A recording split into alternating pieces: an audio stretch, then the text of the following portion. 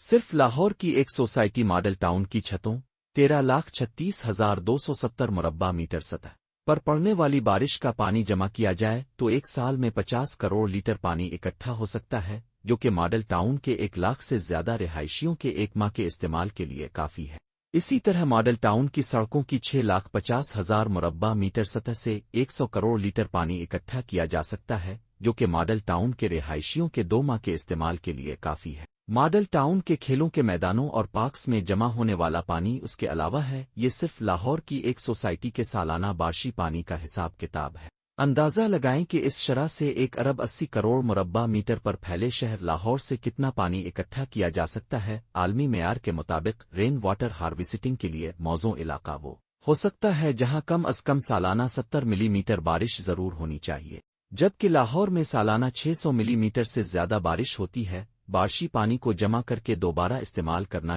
اس سے زمینی پانی کو ریچارج کرنا اس لیے بھی ضروری ہے کہ لاہور میں استعمال کا سارا پانی زمین سے کھینچا جاتا ہے، جس کا قدرتی ریچارج دریائے راوی سے ہوتا تھا، جو کہ بند ہو چکا ہے۔